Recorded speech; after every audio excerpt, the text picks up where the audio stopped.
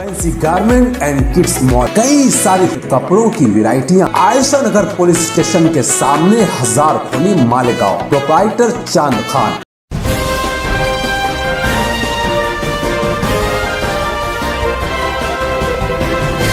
मानव समाचार, मानवता के हक में। कि शेख रशीद साहब के इंतकाल के बाद शहर में सबसे पहले आपने तिब्बी सामान वक्फ करने का फैसला किया और मस्जिद आमना अशरफी को आज आप और हमारी मौजूदगी में, जो मेरे पीछे स्टेज के ऊपर हॉस्पिटल के जो पलंग हॉस्पिटल में जो होता है वो आपको नजर आ रहा है, व्हील चेयर नजर आ रही है, ऑक्सीजन की मशीन नजर आ रही है।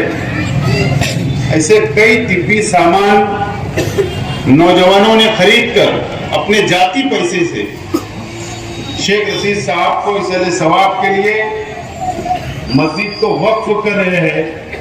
मैं मेरी परिवार की ओर से, मेरे तमाम ही नौजवान साथियों की ओर से आपका बहुत बहुत शुक्रिया अदा करता हूं और अल्लाह से दुआ करता हूं अल्लाह ताला आपको खूब खूब जज़ाए खैर अता फरमाए। और पहला कदम आपने बढ़ाया। अभी तक हमने परिवार में फैसला नहीं किया कि हमको सामाजिक कौन सा काम करना चाहिए शेख रशीद साहब के नाम से, गरीबों की किस तरीके से मदद होते रहना चाहिए शेख रशीद साहब के नाम से, या हमको और क्या शेख रशीद साहब की याद में करना चाहिए। आज तक अभी तक हमने फैसला नहीं किया, लेकिन ये गुरुवार वार्ड के नौजवानों ने, आपने एक कदम आगे बढ़ाया। मैं आपको मुबारकबाद भी देता हूं और आपका शुक्रिया भी अदा करता हूं। ये नौजवान साथी शेख रशीद साहब के इंतकाल के बाद मेरे पास आए और मुझको कहने लगे कि हम लोग ये चाहते हैं कि शेख रशीद साहब के इसाले सवाब के लिए हम लोग राशन की किट तकसीम करना चाहते हैं। मैंने उनसे कहा कि राशन की किट मत तकसीम करो, आप जरूर करना, लेकिन रमजान महीना आएगा जब करना। लेकिन शहर में जरूरत किस चीजों की है? ये जो सामान आपको तिब्बी नजर आ रहा है, ये शहर में 1 या 2 अदारे सिर्फ आवाम की खिदमत के लिए अपने जाती रुपया पैसे से गरीबों की मदद करते हैं। सिर्फ 1 या 2 अदारे हैं और ऐसे कई 100 अदारों की जरूरत आज हमें शहर के अंदर है, जो इस तरीके का सामान गरीब आवाम के लिए एकदम मिनिमम चार्ज में, एकदम कम पैसे में वो वक्फ करे और आवाम और गरीब आवाम का तो फायदा किस तरीके से मिले, ये कदम उठाना चाहिए। मैंने उनको मशवरा दिया। उसी वक्त बैठे हुए मैंने उनको मोबाइल नंबर भी दिया कि सामान फला जगह मिलता है, आप जाओ।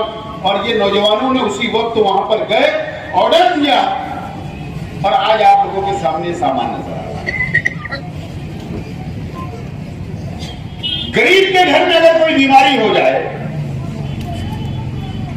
तो आमतौर पर हॉस्पिटल के अंदर 2 दिन 3 दिन वो बेड के ऊपर रहता है, पलंग पर रहता है। अगर पैर का ऑपरेशन हो जाए तो बाद में वो जब उसको घर पे लाया जाता है तो उसके घर के ऊपर पलंग भी नहीं होता और उसको जमीन के ऊपर सोना पड़ता है। लेकिन आज ये पलंग आपको नजर आ रहा है जो हॉस्पिटल के अंदर होता है, ये जो मस्जिद को दिया जाएगा।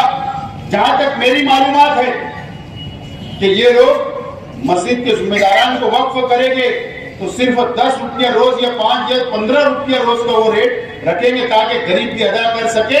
और 1 महीना भी अगर वो गरीब के घर में जो पेशेंट होगा, जो बीमार होगा, वो पलंग के ऊपर रहेगा तो 300 रुपया महीना सिर्फ लग सकता है। आज हम लोगों ने देखा कोरोना के जमाने में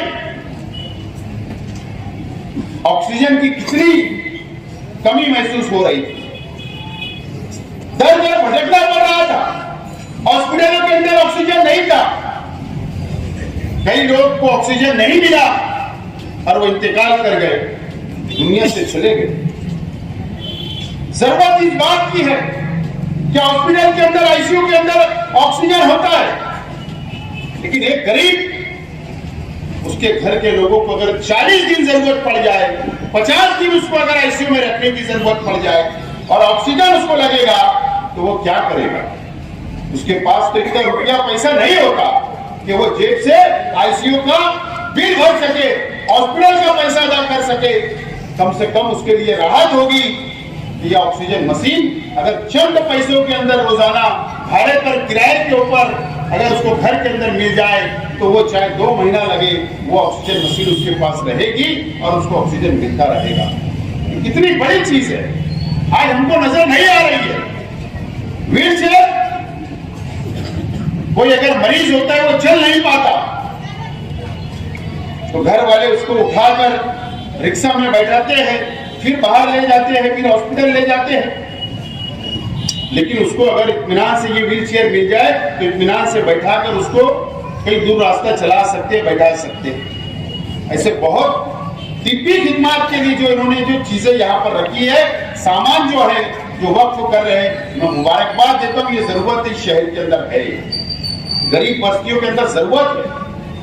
और मैंने इसलिए तो मशवरा दिया था कि शेख रशीद साहब जिस वक्त आईसीयू के अंदर थे, जिस वक्त हॉस्पिटल में थे, वो बोला करते थे कि ये ऑक्सीजन की मशीन कितने की आती मालूमात लो, ये बेड कितने का आता मालूमात लो। शेख रशीद साहब हॉस्पिटल में थे और 2 नए बेड का ऑर्डर हम लोगों ने दिया, 2 नए बेड का। जो बड़े बड़े आईसीयू के अंदर रहते हैं वो बेड हमारे वहां रखा है, हमारे वहां भी किसी को जरूरत शहर में पड़ जाए तो हम लोग भी देने के लिए शेख रशीद साहब ने उसी वक्त खरीदने कहा कि खरीद लो उसको। और शेख रशीद साहब कहा करते हैं सामान की जरूरत है, आज हमारे पास रुपया पैसा है, आज हम अदा कर रहे हैं, लेकिन मेरे शहर के लोग गरीब है, जो उनके पास पैसा नहीं है, उनको अगर ये जरूरत होगी तो वो कहां से लाएंगे? ये शेख रशीद साहब हॉस्पिटल में बैठकर सोच रहे थे। इसलिए मैंने नौजवानों को दिया सलाह, ये करो और ये लोग करें, इंशाअल्लाह ये शहर के अंदर तहरीक मिलेगी दूसरे अदारे कल्बों को। जरूरी नहीं शेख रशीद साहब के नाम से, अपने मरहूमिन के नाम से भी आप बना सकते हो, सामान लाकर खरीद के गरीब को तकसीम कर सकते हो, गरीब को उसकी सहूलत मिल सकती है।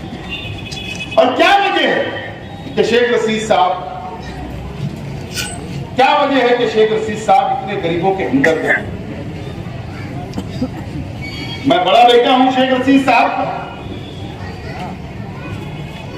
जो शेख रशीद साहब अपने हमारे घर के अंदर, हमारी फैमिली के अंदर, शेख रशीद साहब उनके दोस्तों के अंदर बैठ के जब कुछ बातें बताया करते थे तो हम लोग भी सुना करते थे। यकीन नहीं आएगा आपको, शेख रशीद साहब की जबानी में बोल रहा हूं। मेरा छोटा भाई, उससे जो छोटा है, शेख रशीद साहब जेनू चच्चा मेंबर थे, उनके साथ शेख रशीद साहब मेंबर थे पहली मर्तबा। उस वक्त भी शेख रशीद साहब मजदूरी किया करते थे और उस वक्त मेरे भाई को टीबी हो गई, छोटे भाई को टीबी हो गई। शेख रशीद साहब ने हमको बताया, मैं भी तो जब छोटा ही, पैसा नहीं था इलाज के लिए, तो शेख रशीद साहब जो घड़ी पहनते थे, 300 रुपये में घड़ी शेख रशीद साहब ने बेच दी थी। ये शेख रशीद साहब ने हमको कहा, और जब जाकर मेरे भाई का इलाज किया गया था, तो वो गरीबी से शेख रशीद साहब और हमारा परिवार ऊपर आया हुआ है, और इसीलिए शेख रशीद साहब को गरीबों से हमदर्दी है। शेख रशीद साहब अपने जलसों के अंदर कहा करते थे कि कल चप्पल नहीं थी मेरे पैर में, और अगर मैं गरीबों के लिए मैं लुटा दूं, और कल चप्पल नहीं होगी तो मुझे कोई परवाह नहीं है। कि शेख रशीद साहब के जुमले रहा करते थे। अल्लाह ताला ने शेख रशीद साहब पर टर्निंग पॉइंट कर दिया, वो मैंने सुना हूं शेख रशीद साहब की जबानी। सियासत में आने के वक्त जब टर्निंग पॉइंट था शेख रशीद साहब का, तो पता है आप लोगों को, शेख रशीद साहब ने हमको बताया, मुझको हमारे परिवार में, मैंने कहा ना कि दोस्त जब बैठते तो पुरानी बातें जब वो निकाला करते थे, तो उन्होंने कहा कि मेंबर बनने से पहले, जैसा आज मौका लगता है ना किसी के ऊपर, 1 साल जमानत नहीं होती, तो उस वक्त शेख रशीद साहब के ऊपर मीसा कानून लगा था, मीसा कानून, और वो सेंट्रल जेल में थे। और उस वक्त भी जातिवाद फसादात होते थे, हालात खराब हुआ करते थे, तो शेख रशीद साहब पर भी वो इल्जाम लगा। और उस वक्त की सरकार, उस वक्त की पुलिस ने शेख रशीद साहब और उनके तमाम ही दोस्तों को मीसा के तहत जेल के अंदर डाल दिया। 1 साल जमानत की गारंटी नहीं। उस वक्त हारून अहमद अंसारी साहब का बहुत दबदबा महाराष्ट्र की हुकूमत में हुआ करता था, कांग्रेस पार्टी से। मुस्तफा सेठ पीढ़ी वाले, फकीर मोहम्मद शहादत खान और यूसुफ बाबा, उनको यूसुफ डबल के नाम से पहचानते थे, और मेरे चाचा बशीर चाचा, ये सभी लोग हारून अहमद अंसारी साहब के पास मुस्तफा सेठ ने लेके गए और बताया, अपनी दास्तान बताया कि मीसा के अंदर बंद है, इनके भाई है। और उस वक्त वजीर आला को, चीफ मिनिस्टर को पावर हुआ करता था कि अगर किसी को 1 साल की सजा, 1 साल के लिए अगर जेल में डाला गया तो बीच में जमानत दे देना, छोड़ देना। चीफ मिनिस्टर को पावर था उस वक्त, हारून अहमद अंसारी साहब ने लेकर गए, और उस वक्त तो चीफ मिनिस्टर साहब ने उनको 6 या 8 महीने के अंदर जमानत हो गई, वो बाहर आ गए। उस वक्त इलेक्शन लग गया और शेख रशीद साहब को हजार खोली से, उस वक्त हजार खोली वो इलाका दूसरी पार्टियों का इतना दबदबा था कि कांग्रेस पार्टी का झंडा भी नहीं लगता था। उस वक्त तो शेख रशीद साहब को टिकट दे दिया गया और शेख रशीद साहब चुनकर आ गए, तो वो सियासत में आए और गरीबों के, जो गरीबी उन्होंने देखी, गरीबों के हमदर्द बन के पूरी जिंदगी गुजार के दुनिया से चले गए। लेकिन शेख रशीद साहब ने बहुत दिलचस्प बात उस वक्त कही कि अगर मैं मीसा से मैं जमानत नहीं होती तो मेरे दोस्त जो जेल के अंदर इतने साथी बन गए थे, मुंबई के लोग जो कंपनी से ताल्लुक रखते थे, बोले अगर मैं छूटता नहीं था तो बोले मैं भी मुंबई चले जाता था और कंपनी ज्वाइन कर लेता था।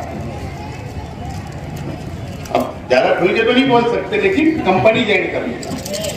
ये शेख रशीद साहब ने कहा, अगर वो छूटते नहीं, वो सियासत में नहीं आते, वो मेंबर नहीं बनते, वो सदर बल्दिया नहीं बनते, वो एमएलए नहीं बनते, तो वो आपके और हमारे साथ नहीं रहते। लेकिन जो गरीबी शेख रशीद साहब ने देखी, हमारे परिवार ने देखा, और इसलिए शेख रशीद साहब ने हम सब लोगों को सिखा कर गए कि गरीबों की मदद करना, रुकना मत, गरीबों की मदद करते रहना।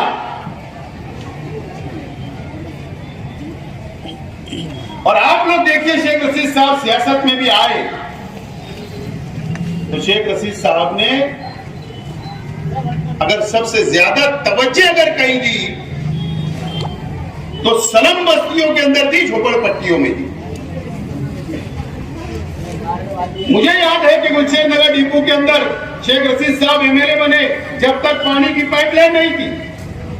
शेख रशीद साहब आए, पानी की पाइपलाइन आई, मुझे याद है। जब पानी पहुंचा, जब गड्ढे बनी, जब रोड तामीर हुए, ऐसे अनेक झोपड़पट्टियों के अंदर ऐसी हालत थी जब तक शेख रशीद साहब एमएलए नहीं थे। शेख रशीद साहब ने सियासत शुरू की, एमएलए बने, 2 मरतबा मेयर बने, सबसे ज्यादा तवज्जो झोपड़पट्टी के विकास और डेवलप के लिए कि मेरा मजदूर, मेरा गरीब साथी उन झोपड़पट्टियों में रहता है, क्यों ना उसको अच्छी सहूलत मिले, क्यों ना माँ बहनों को पानी मिले, क्यों ना उसको अच्छी सड़क मिले, गटर मिले, स्वच्छता मिले। ये शेख रशीद साहब की सोच और वही मिशन लेके इंशाल्लाह हम भी चल रहे और आगे भी हम लोग चलते रहेंगे। उसके अंदर कोई रुकावट इंशाल्लाह नहीं आएगी। लेकिन ये सियासी मंच रही है, सियासी मंच तो अभी लगाए, हम लोग लगाएंगे और उसके बाद पूरी सियासी बात होगी। लेकिन आप तमाम ही लोगों को इस बात को मैं यकीन दिलाता हूं, हमारे परिवार की तरफ से, कि आप लोग इत्मीनान रखें। शेख रशीद साहब ने जिस तरीके से शहर के गरीबों को लेकर चला है, आपके सुख दुख के अंदर शामिल हुए शेख रशीद साहब, जिस तरीके से गरीबों की मदद शेख रशीद साहब ने की, आपके मैंने देखा हूं कि ऑफिस के ऊपर बैठ के कई हमारी बेटियों की, कई बहनों की पंचायत शेख रशीद साहब ने हल की। वो तमाम ही काम जो समाज के, जो गरीबों के, हर काम शेख रशीद साहब जो किया करते थे, इंशाअल्लाह हम लोग कोशिश करेंगे कि उसी रास्ते के ऊपर चले, आप लोगों की मदद करते रहे, आप लोग के सुख दुख में रहे और आप लोगों के मसाइल हल करते रहे। इस बात का मैं वादा करता हूं मेरी परिवार की तरफ से और हम तमाम ही लोगों की तरफ से। आप लोग इत्मीनान रखें। और मैं ये शहर के और इस गुरुवार वार्ड के नौजवानों से अपील करता हूं